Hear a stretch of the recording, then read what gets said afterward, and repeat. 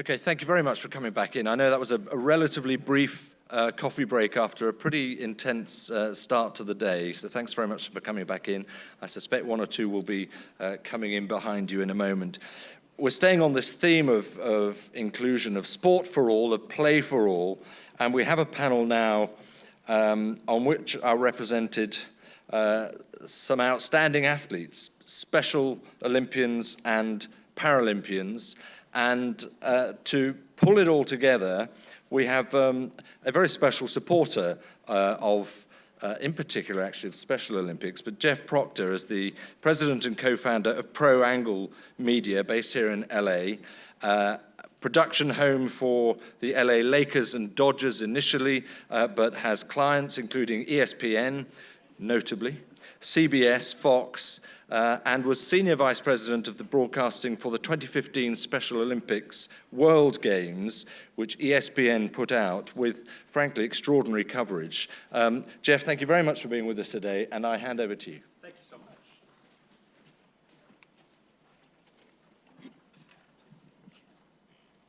Good morning, everyone. What a great panel we've got with some very accomplished people. I can't tell you how excited I am to be a part of this. Hopefully you guys will learn something as well. First and foremost, sitting closest to me is Kendall Steer. Kendall is an All-American Paralympian with national championships and gold medals to boot. She'll have some really fun things to talk about today. She's such an impressive young woman, so thank you for being here. Candace Cable is, I mean, for want of a better word, she's a stud. She's won 84 marathons. She's been involved in both the summer and the winter games for the Paralympics. She's been the winner of the Boston Marathon, 6 times? And just an amazing person, and she too will have a lot of great things to say. Thank you for being here. Dustin Plunkett, I've known since I was involved in the Special Olympics World Games. Dustin is just an outstanding person. He was not only an athlete, he's not only a board member of the Special Olympics Southern California and National Special Olympics, correct? Yeah, okay. And he's modest. But he also parlayed that success as both an advocate and an athlete into being one of the hosts on ESPN's coverage of the 2015 World Games. So many of you may have seen him on television, so thank you, Dustin. And Patrick McClanahan, I've known for over 30 years, if I can't even believe it's been 30 years. I started in sports television in 1989, and the first producer that I was assigned to as an intern was Patrick. And Patrick continued to create vacuums as he moved up, and thankfully those vacuums I got to fill. As he ran both Fox Sports West and West 2, he then moved into working at KCAL and KCBS, where he was a station manager. And then he successfully endeavored to bring the Special Olympics World Games here in 2015, and then he was the president and CEO of the Games as well. And now he runs Goodwill Southern California. So thank you, Patrick. Okay, so I'm going to start with Kendall, and this is the Play for All panel, and we've got some great representatives of advocates for Play for All, and I'm going to start with Kendall. And Kendall, you've been a high school All-American, named by the U.S. Olympic Committee and the Paralympic Division for track and field in the shot put. 3 weeks ago, you won the state championship for the CIF in high school, setting a new record. How about that? You're going to be a senior in high school, so what's next for you? First of all, I just want to say thank you for allowing me to be on this panel. I'm truly awestruck right now, so thank you so much. My first plans would be my senior year. Hopefully, I'll get the chance to go to state and nationals, and then after that, I plan on going to college and hopefully getting a degree in business. That being said, for me as a para-athlete, the best opportunities for me would be to go to the ECAC, colleges like Harvard, Boston University, MIT, because the ECAC allows para-athletes like me to score points and earn titles for their team, and which is something that currently that the WCC is working on. I know for a fact. And so it's just for me as an athlete, it gives me the opportunity to have equality for to be on the same level as my able-bodied peers, which is awesome. And it makes me have value to the coach and to the team, and it makes me feel like a team player. And I'm sure in the upcoming future, the WCC has plans to maybe add a bylaw to the Constitution to allow para-athletes to compete to sports. We'll see, but I know that great change is on the way, and I can't wait to see what happens next. So you don't have very high aspirations. Yeah. Congratulations to your mom, Shannon, who's here as well. You've done a great job raising her and getting her to compete. So let's turn to Candace. Candace, one of the things that I loved was the first quote, and I'm going to paraphrase, was that we all break down. You just kind of got a head start, right? And as we all kind of break down, and we all have things that we have to adjust to over the course of your career. I would imagine that you've seen a lot of changes in how Paralympians, para-athletes are treated, and some of the things that maybe you notice that other people don't get a chance to see. What do you see in your life as a para-athlete, Paralympian, that maybe other people don't get to pick up on? One of the things we talked about before was like table size, something as simple as that. Right, yeah. Thank you, everybody, for having us. And this is, for me, being able to sit next to Kendall right now is really exciting because she's the future of advocacy and making sure that everyone has an opportunity to play. And, when I first began in adapted sport in 1975, after a spinal cord injury at the age of 21, I wasn't an athlete before my injury.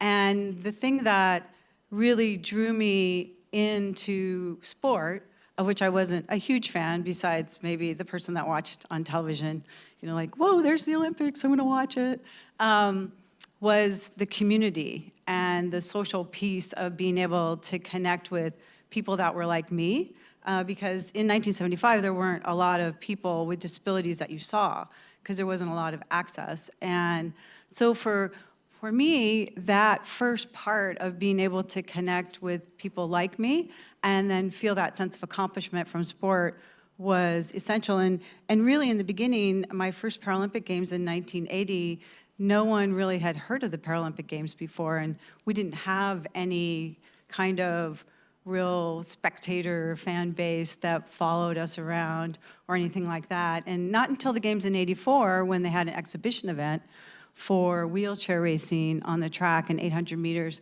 and a 1,500 meters for men, did we actually get on a global stage and people saw us, not as just disabled people who didn't have worth or value or couldn't do anything or might be sick or unable, all those stigmas and stereotypes that surround people with disabilities.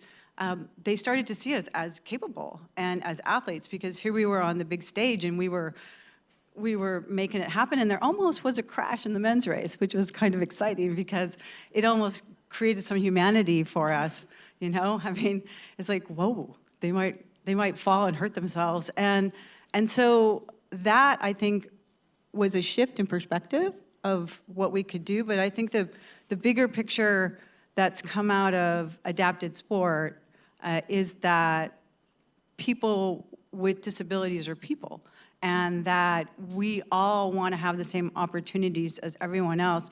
Jeff said that I've been involved in 9 Paralympic Games, and throughout my whole career, I started to realize that I could use sport as an opportunity, as a platform to be able to change the way people saw disability, because most people are afraid of the big 3, death, aging, and disability. They don't want to talk about it. They don't want to see it. They don't want to embrace it at all. And for people with disabilities, we live it every day. And we really want to create a world where we all can succeed. So I think that sport really helped kind of alleviate some of that fear, but education is a really big piece of what I think is needed now as we move forward, is real comprehensive understanding disability and all the aspects, all the different disabilities, all the, language and the etiquette. I was just listening to the LGBTQ panel, and they were talking about language, how important using the right language is, the right pronouns, and really being open to it. It's super critical, and it's changing, right? Language changes all the time, and it's evolving, and it's going to continue.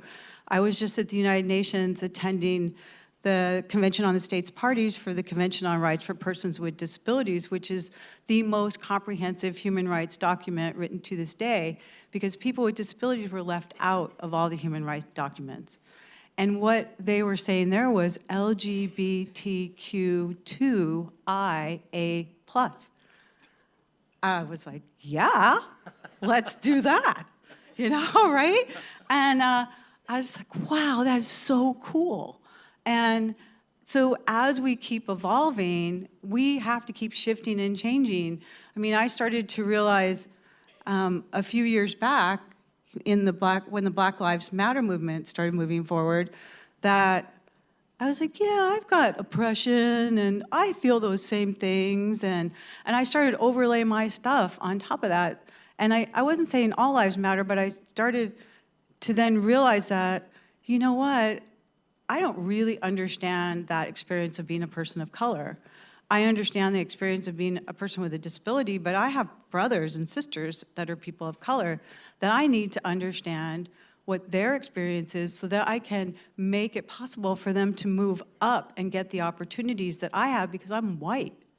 And so I put myself through courses in understanding my own white supremacy and my own white fragility and things like that. And I was pretty wide-eyed open by it, that I had some tendencies that I thought I was a little ashamed of or embarrassed by, but then I realized I shouldn't be. Like, I shouldn't be ashamed or embarrassed by my unconscious bias that I have about things, that I should recognize it and I should move forward with it and then just be better each time. And so, some of the work that I do is about education, educating, understanding disability, and I love it because it's about leaving no one behind. And I think that's where we are now. We're in a place with Play for All, with what's going on at the United Nations, what's going on in the world, is that we don't want to leave anyone behind.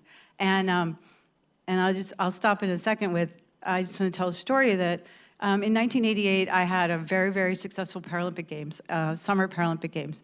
And I came off it feeling like Superwoman. And my friend said, oh, you should try skiing. And so I said, oh, I'm going to go try skiing. And I went up to Tahoe, and I took a bunch of lessons, and I fell in love. I loved it. I thought, oh, I think I could be good at this.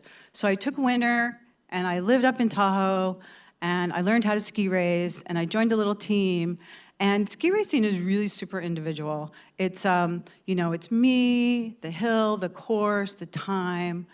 There's not, you're on a team, but it's really not about a team. But afterwards, we would group ski, or gang ski, kind of, as we said. And we'd go out, and we had two rules. One was there was a takeoff time, and we only waited 5 minutes. If you weren't there in 5 minutes, we're gone. And the other was that we skied to the level of the person who had the least amount of skills, so that we could all stay together, so that we could all enjoy the hill together as we were group skiing. And that has always stayed with me in the mindset of don't leave anyone behind, include everyone. And it may be different, it may be challenging, but we're all gonna learn from each other, because when we all skied together, we grew, and we had a lot of fun. We had a lot of joy. I love the joy word that's being here. So yeah, I'll stop right there. Thanks, Candace. It's funny, I was going to ask you for something tangible about, you know, you talked about unconscious bias, right? And I would imagine that all of us in this room have something unconsciously that we're showing you as someone who has disabilities, right? That we have unconscious biases that we don't even realize. The part about including everybody is such an important message, I think, for people to take away. Is there something that you could share just really quickly, because I want to move on to Dustin and Patrick, but something that maybe all of us in this room do that we don't even know? Okay, with unconscious bias, the best way to move past it and get beyond it is spend time with people that aren't like you and people with disabilities. Spend time with us. You know, go for a walk in the park, have a meal. Don't go to a movie because you can't really talk. But, but really, spend time with people who aren't like you and really try to discover how you can be an ally and an accomplice in bringing people forward. Awesome. So Dustin Plunkett is one of those people that, to Candace's point, that you would like to spend a day with. He's someone that I got to meet, I was lucky enough to meet at the World Games, and he's one of those guys that just makes the place a better place to be. One of the things that starts to, this is the nicest you're ever going to hear me talk about you, Dustin. But one of the things that I know Dustin's dealt with over his lifetime is he became involved in Special Olympics 21 years ago. And during that 21 years, things have certainly changed, not only in attitudes in our culture, but in how he's treated and how he's accepted and included in the world. And maybe you can talk briefly about what's happened for you over the course of that 21-year involvement. Yeah, so at the start of my Special Olympics career, or even before, I was bullied every single day of my life. Being called retard, slow, stupid, dumb, being told I'm going to be worth nothing in my life, and you might well just go kill yourself. And I really wish that those people could really see how the world is today, because it really has changed from that time of being bullied and all that. Now it's like more accepting, it's more including, where back then Special Olympics was the only place that we can go for our safe place to be with our people who are just like us and all that. But now it's like we can go out in the world and go meet somebody wearing our Special Olympics shirts proudly at Starbucks, and all of a sudden the baristas go, hey, I want to help out with Special Olympics, how can I get involved? Where it's now the world is seeing our logo, our movement, our acceptance, our inclusion out there, where now we have, where we're really big in schools, 70% of our current athletes here in Special Olympics Southern California are involved in our school program, where it teaches tolerance, it teaches acceptance, anti-bullying. It's administrator's dream where our athletes are now getting Letterman jackets in unified sports. They're being a part of accepted in the culture in schools, where now people are going, hey, let's go to lunch together, let's hang out outside of the classroom, let's go to a game and all that, where it's just amazing to really see all the changes. And it all started because of Special Olympics and the movement and everything where we are now, where now we're accepted. We got people out there where are being included everywhere they go. And we're now getting into colleges too. So the WCC here can really get involved in doing intramural sports, where you can team up your students who want to play sports, team up with our special needs population. They can have recreational games on campus and all that, and have a Special Olympics day on campus. There's so many different things that you guys can do to help create the awareness and the acceptance that leads to inclusion for everybody with disabilities. Awesome.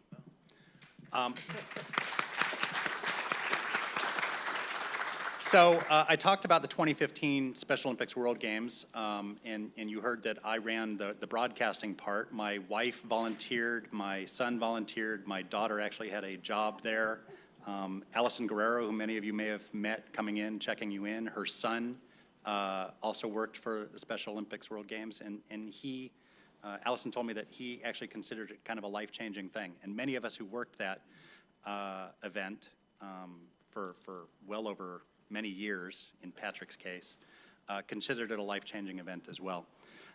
Patrick McClanahan, as I mentioned, had a very successful career in sports broadcasting, as a producer, as an executive producer, as a station manager, and then decided to kind of walk away from that and become the bid chairman for the Special Olympics World Games, and then he ran the games.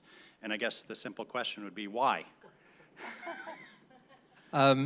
Actually, Jeff, I'm going to take over as moderator. I just want to hear these three talk. So you can sit down. Keith, can you kill his mic? I had some incredible opportunities growing up in the business and was producing live sporting events. And as Jeff mentioned, he was my production assistant. And I would just encourage you all to attach yourself to somebody that you trust, that is going to treat people the way you want them treated, that is going to deliver product the way you want it delivered. Jeff did that, and because of that, he had an incredible career coming behind me. And then when it came time 25 years later for us to need help for the World Games, Jeff stepped away from his successful broadcast, his successful production company to serve as the head of broadcasting for the World Games. So make those kinds of investments. They will last a lifetime. I was producing, and it was early days of Prime Ticket Network. We had just launched Prime Ticket, and we were trying to get exposure and play with the big boys. And we thought, well, if we could win an Emmy, maybe we could, be there. And so we thought, well, what subject matters could we do that might be worthy of an Emmy? And we thought, well, there's this Summer Games for Special Olympics with Rayford Johnson at UCLA at the time. And it was personal for me. My daughter Kelly was young. She has cerebral palsy. She's now 31. But we really went after it, not very altruistic. We kind of went after it thinking, boy, we can win an Emmy. And that was my first experience of seeing the impact that Special Olympics could have on people's lives, both the athletes and the people that were volunteering and the people in the stands and all of that. It did win an Emmy. And as I tell people quickly, it had very little to do with my production capability. It had everything to do with how compelling the footage was, how inspiring the stories were, of overcoming adversity with courage, determination, and joy. And so I ended up joining the board of Special Olympics, and then eventually became chairman of the board for 10 years, as my career in television kind of went more towards broadcast television, overseeing television stations. But I always, along my career, saw what an incredible opportunity it was to engage our employees in volunteering for Special Olympics.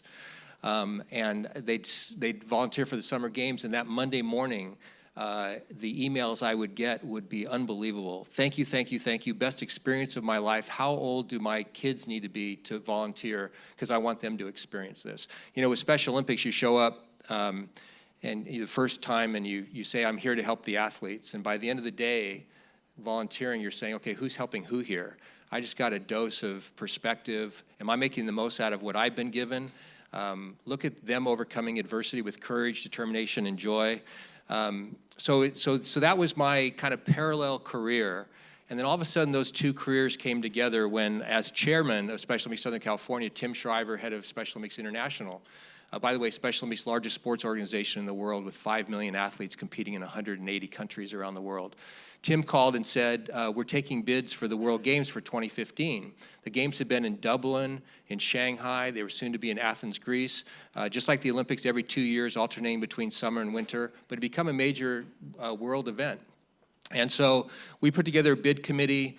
We went to Greece. We then found out that we won the bid. Mayor Villaraigosa and about 30 community leaders made up the bid committee. And when we won the bid, they asked if I would serve as CEO for the 4 years to put the games on. And as a games organizing committee, we were starting from scratch, and we needed to put together a team of people and raise money. And we ended up having 6,500 athletes from 164 countries. More countries were represented here than the '84 Olympics.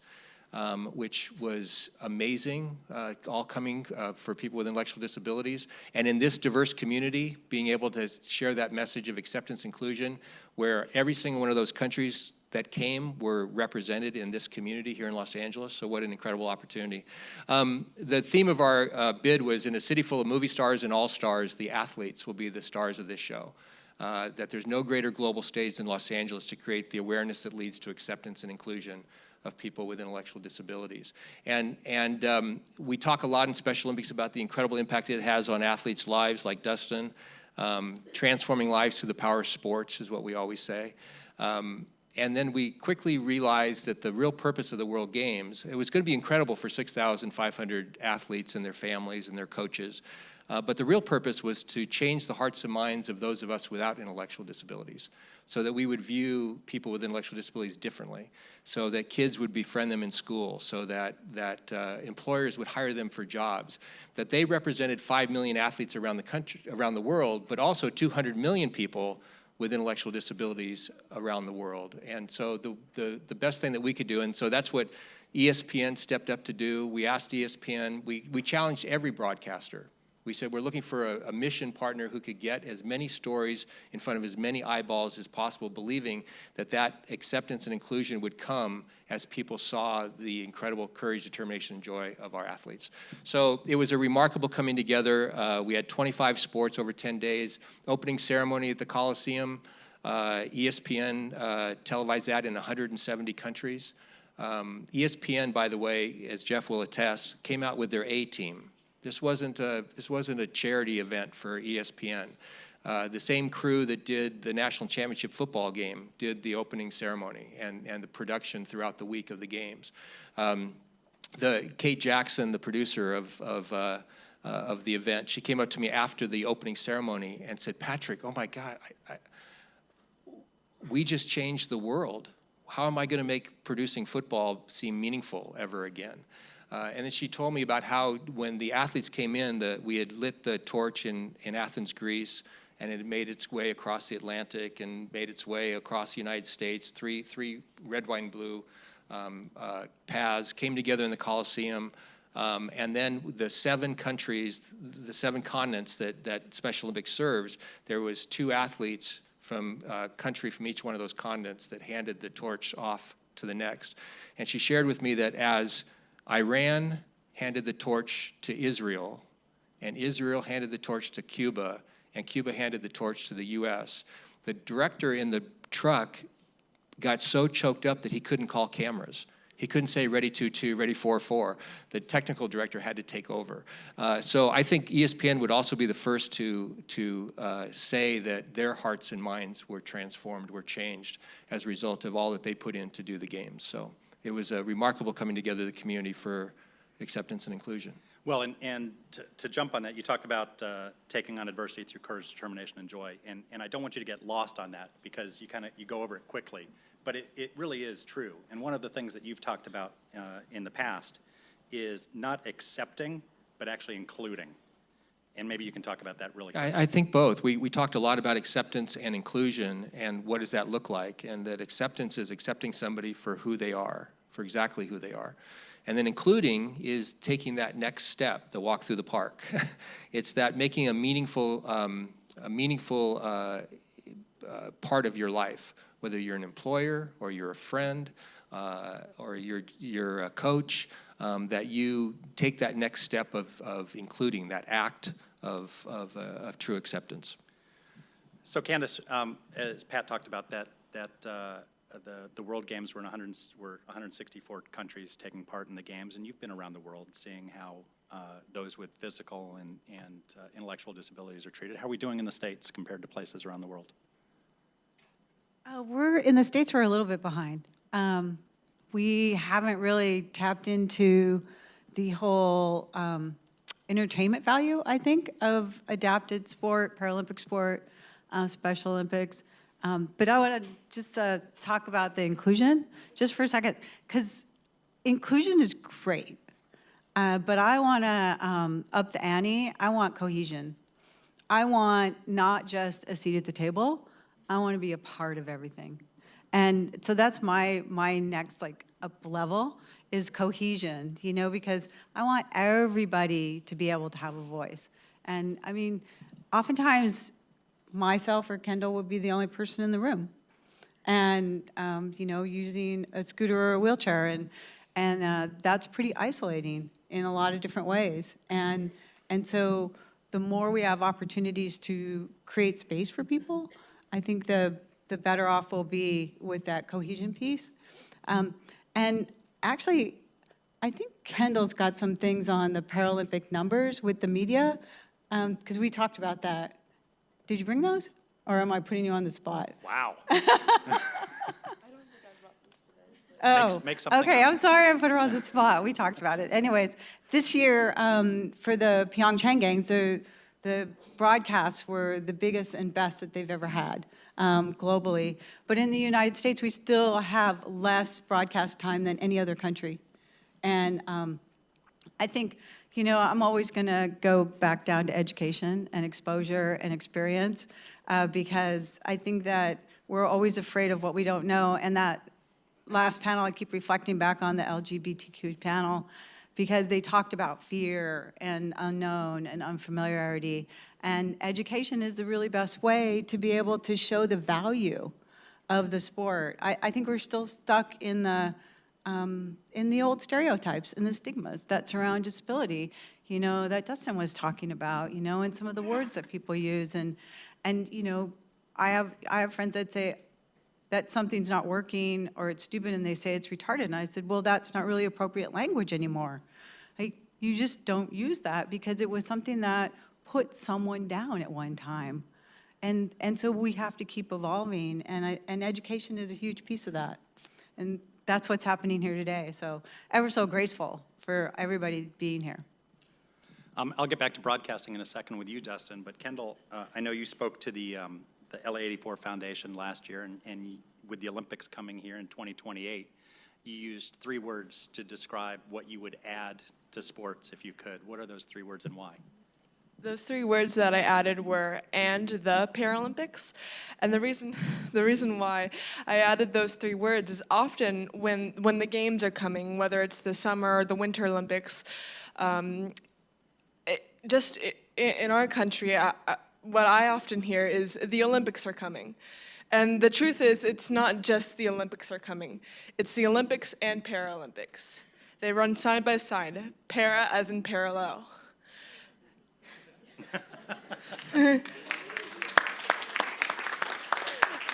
And just to give you, because I think we are improving. We are improving, and we are aiming towards inclusion.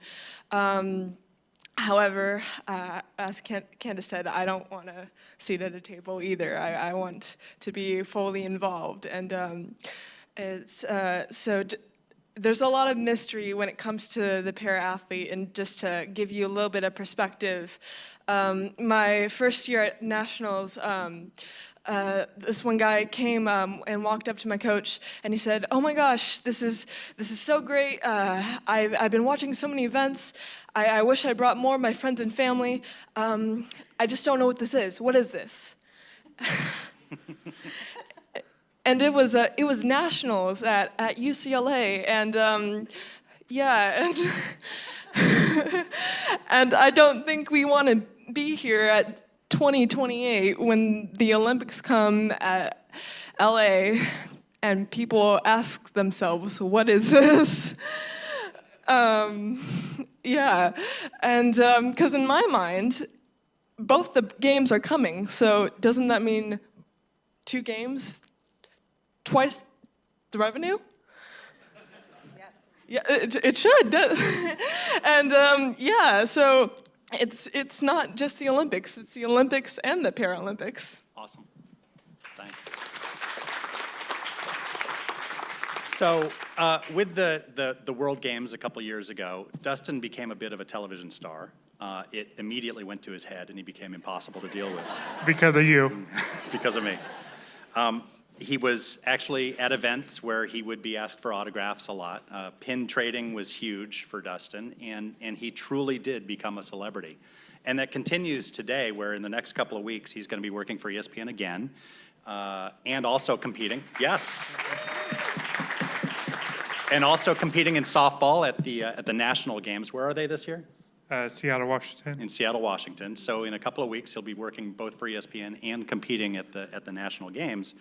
But he's also working on a feature about how those in the Special Olympics would like to be treated. Maybe you can tell us a little bit about what you're doing. Yeah, so I mentioned unified sports, and unified sports puts people on the same playing field of those without intellectual disabilities with people with intellectual disabilities. And in Austria, when I was with the ESPN team in 2017, one of the producers there saw how people were going hey, Dustin, let me help you with this. Dustin, let me help you with that. Instead of asking me, Dustin, do you need help with this? Dustin, do you need help with that? Where it's like he started to see me go, don't worry, I got this handled.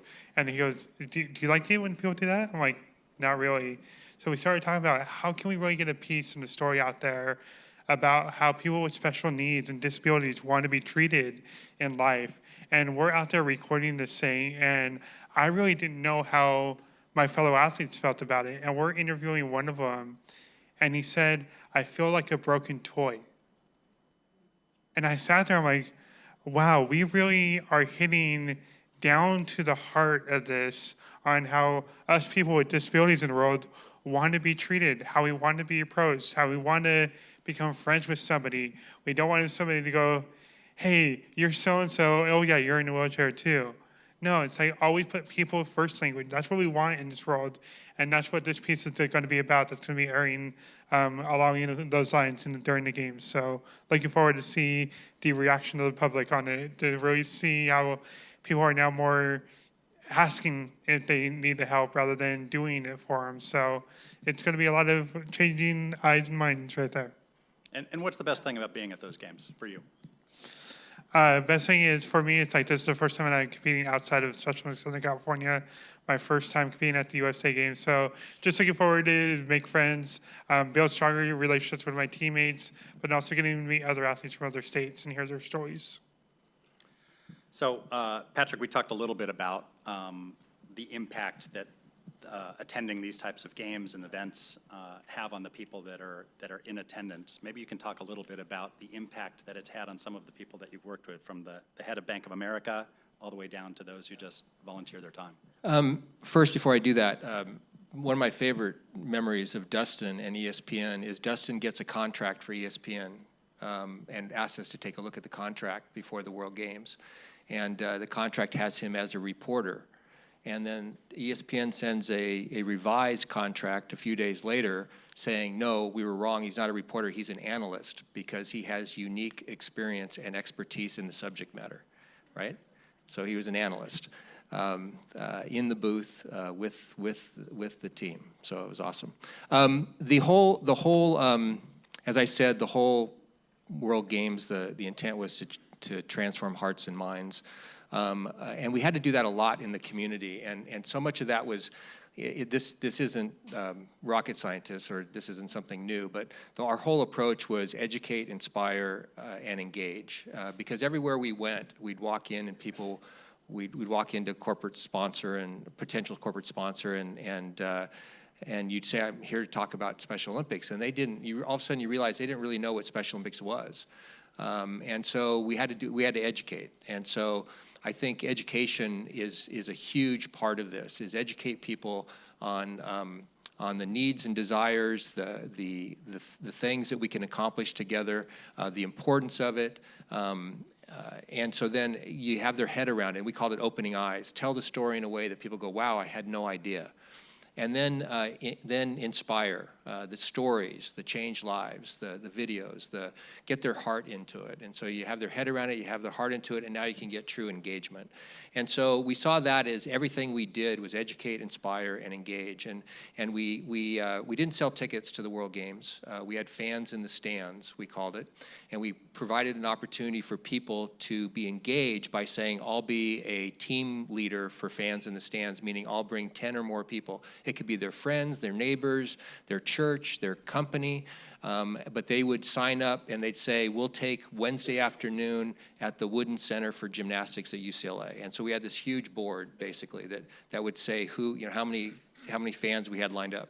Well, we had 5,000 community members sign up to be leaders online, to be fans in the stands leaders, which resulted in 126,000 registered fans in the stands that they brought, which was absolutely incredible. And every day to see those crowds grow and to realize that every single one of them were coming and we're going to have an experience of acceptance and inclusion and changed hearts and mind. And so educate, inspire, and engage. And we continue to get stories today.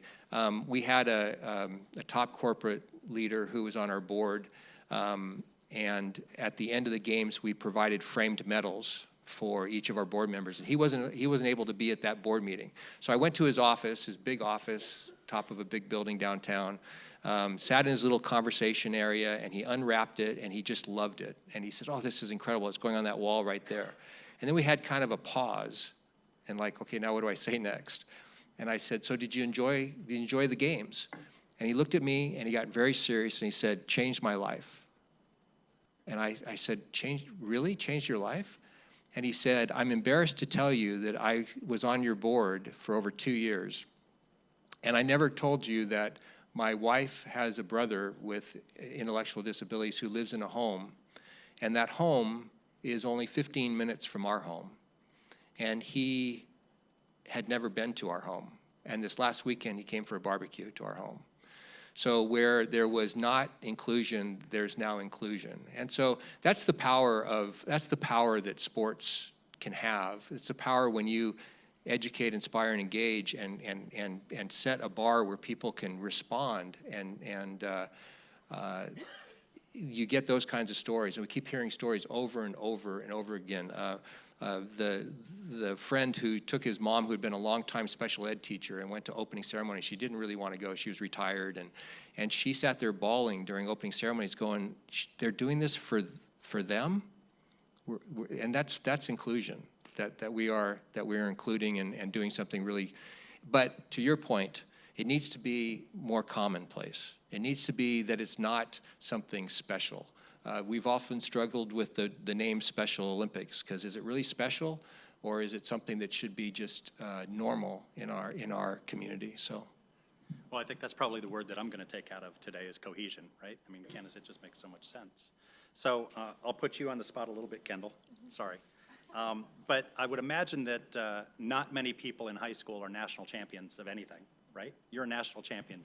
You're going through the hallways of your high school. How are you treated? I'm 52. We didn't have things like this when I was in high school. I would imagine you're probably a little bit of a celebrity, huh? Yeah, And humble too. yeah, to be honest, I didn't think so. I didn't think, and I don't think my peers thought before I did track and field that I would excel in a physical sport. And I think that's kind of like that's just what makes it awesome for the Paralympics and the Special Olympics. It's not that we can't do it. It's that we have lack of resources, and that we have been given like these stereotypes of what is considered what we can do and what we cannot do. I got you. Sorry. And I think, sorry, I'm just a mess today. I think given this special opportunity, well, I would say special now, but going to be the new normal, given this opportunity to this time in our history, it's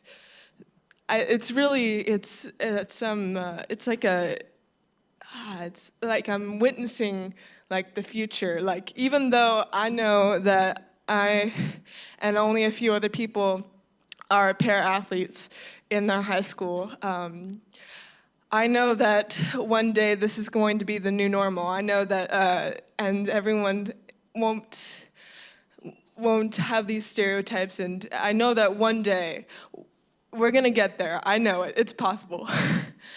I know that we're gonna live a day where everyone is not given these stereotypes and everyone is considered equal, no matter like who you are, what your race is, what your gender is, or what have you. So this opportunity of being able to be in track and field and being a part of this movement, it really does mean a lot to me. And I think it all started my first year of track and field, when I was actually the first para-athlete in my state to get a Letterman jacket. That's awesome. So yeah, that was a big moment.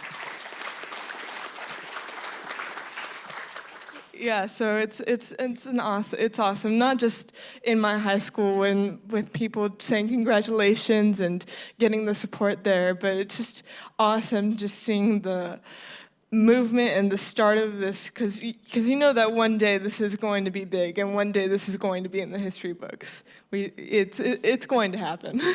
Awesome. So Candace, one of the things that she just focused on is the funding, right? And one of the things I read about Kendall when she first started was that although para-athletes were then included in the CIF and in high school sports, there wasn't funding for transportation, for example, right? Have you seen a lot of changes in the way budgets are allocated for para-athletes?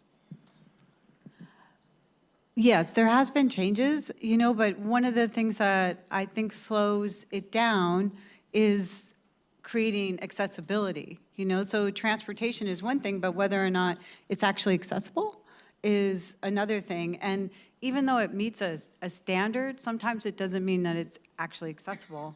The funding that is out there right now is pretty limited to a lot of organizations like Challenged Athletes Foundation. I'm trying to think of some of the other ones that do travel and training grants. A Women's Sports Foundation also does travel and training grants. The ones that for equipment, because equipment for people who do adaptive sport is very expensive because there's a limited number, right? So there's a little joke that kind of goes around the adaptive sports community is that every piece of equipment costs about $5,000. It's like, bottom line, it's going to cost you $5,000 or up. Because it's a not necessarily a one-off, but it's a piece of equipment that I can't go to a bike store and buy a hand cycle. I can't do that because there has not been a manufacturer that manufactures bicycles has taken that on. So the prices need to be able to come down to be able to give opportunities to more people because that was one of the hindrances for Kendall was her equipment, So being able to get scholarships, to be able to get grants, a lot of times it goes through nonprofits. And oftentimes nonprofits are all vying for the same funds. And adaptive sport is still, it's growing, as Kendall said. People are learning about it, they're seeing it. You're seeing things on TV, you're seeing in ads, people are talking about it. But the more we keep it in the media and in the focus, we're gonna realize that we need to create that kind of funding for those kind of pieces of equipment, as well as for the athletes to be able to travel. So for any of you who want to go online, you can see Kendall's mom creating some of that equipment. It's actually really worth seeing. When you hear about some of the shot putters that are competing in parasports, they are sitting in lawn chairs, right? Or at least were in the past, but not Kendall. Her mom is out there banging stakes into the ground to make sure that she's got the right equipment. So it's Well, when I first started back in the day, in the late 70s, and we were inventing wheelchair racing, we were cutting up our everyday chairs to try to make them a little more streamlined or lighter or faster. And so we were actually doing these kind of things in our garages to be able to take it to the next level. And we took it all the way to what they look like now is the little mini dragsters. But we didn't have a lot of support, outside support. And so I'd love to see researchers, get involved with it and take it to the next level. BMW created the racing chair in the Rio Games for a couple of American athletes, but they were total one-offs. Nobody can buy those. So they created 4 or 5 racing chairs made of carbon, which were really light and super awesome, but that was it. BMW didn't take it any farther. It'd be really great to see some of these corporations take it to the limit, see how far we can take it, because that's going to open up doors for people above and beyond just that adaptive piece of equipment. It's going to expand our consciousness, and that's what we really have to do, and that's one of the beauties, as Dustin said, about sport, is that it really expands. So we're running short on time, and before we take a couple of questions, I guess I'll just ask Dustin and Patrick maybe together to talk about what would you have the people in the room take with them from the perspective of someone with intellectual disabilities and someone who's been such an advocate for those with intellectual disabilities, as well as on the Paralympic side or para-athlete side? Definitely take away always including everybody in your student body, because I'm not sure how many of you guys done research out there on how many of your students on your campus have a disability or have an intellectual disability. as we said, cohesion is the thing. We want to be a part of the change. We want to help change the culture of the campus and all that. So definitely take away that, like including us in everything to make a campus life a different life for you guys, and about acceptance and inclusion, and about educating others how to get involved with organizations like the Paralympics and like Special Olympics. I would say whatever your talents are, whatever your job is, figure out how to use those talents for good in the community, whether that's serving on a board or volunteering. I read an article after I did the World Games. I wish I had read it before, but I read an article about how you have your career and your career pathway of progressing through your career, and then it's great to have a second pathway. It's great to have a parallel career. It might be something that's a hobby, it's a passion, it's philanthropy. It's something that at some point those two could intersect and actually become your career. And that's what happened with it was a coming together of my sports marketing background, my sports rights background, my philanthropic interest as being chair of Special Olympics Southern California, and then my daughter. So it was everything coming together for an opportunity to do something in the community. And I'd be remiss if I didn't say I'm a proud board member of LA 84 Foundation, and love and a big fan of the work that is done to transform the lives of youth in our community. And then also you probably see Goodwill under my name. I thought I was going back to media when the games were over, having interesting conversations, and out of the blue, somebody reached out and said that Goodwill Southern California was looking to do something like we did with the World Games, educate, inspire, engage, because Goodwill is not just where you get rid of your stuff. Goodwill is transforming lives through the power of work, and we serve people with barriers to employment, including of our 3,000 employees, 500 have intellectual disabilities. So I got to get that little plug in since I'm taking work time to be here. Candace, did I miss anything? Is there anything you want to share at the end? I don't mean to put you on the No, spot. I want Okay, to good. open it up for questions. I think that's the awesome part. Yeah, if anyone has questions, fire away. Well, we'll get it for everyone's sake. Sorry, just do as you're told. Would you like to come up here? I was really struck by what Anita said earlier today about the notion of humanity sort of being the essence of the Olympic spirit, and how sport reveals the humanity in our culture and our society. So if inclusion is the goal and humanity is the driver, why aren't the Paralympic Games integrated into the Olympics, which would be the ultimate inclusion message, breaking every barrier you can imagine? So what am I missing? And if that would be a goal, how do we help? So that's a great question. And there's multiple answers to that. And it's something that's been talked about and discussed. One is logistics, like what would that look like? Because they're both major events that take over 2 to 3 weeks to be able to put on. So would athletes transition in and out of the village? Who would get to go to opening ceremonies? Who would get to go closing ceremonies? I mean, from the Paralympic perspective, having a standalone games is more ideal to be able to highlight and to showcase the athletes, and also to create that social piece that really adapted sport can bring forward that has to do with inclusion and cohesion. And I think that the powers that be, the IOC and the IPC, haven't come to terms with it yet. I mean, and there's so many different answers to it. My personal perspective is I think they should be separate. I'd really love to see the Paralympic Games come first, just because I think it'd be fun to switch it up. But, you know, who knows what we have in the future. But I think that what we're seeing now is, you know, for instance, when you bid on an Olympic Games, there's a contract now with IPC that you must bid on a Paralympic Games too. They come together. They're not either or separate. So that's a huge plus. And that also creates, I like to say it creates a social inclusion by osmosis, because a lot of countries don't have facilities, so they have to make things accessible. So that's pretty cool.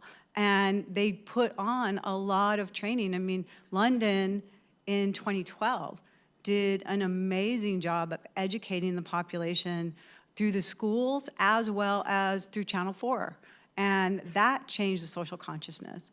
So, you know, who knows what's in the future, you know, like Kendall said, who knows? But we know that we're moving forward to be together, you know, to be working together. And whether or not our events are separate, I don't think that's really a big deal, personally. But it's a great question. Thank you. So we've got time for one more question, but before we do, thank you to a great panel. And before you clap, particularly to Kendall, who is a high school kid, it's not easy to be doing this. Yeah. And she was nervous, and she did a great job. So way to go, Kendall. And Candace, Dustin, and Patrick are outstanding, obviously, too. It's a great panel, and I can't thank LA84 enough for allowing us to be a part of this. So maybe one more quick question. Okay. Thank you. Kendall, this is for you. If the WCC were to change the legislation, would you consider staying here in California with us to go to university and play instead of leaving us and going to the East Coast to Harvard or MIT? Oh, yeah, totally. Who wants to pay out-of-state tuition?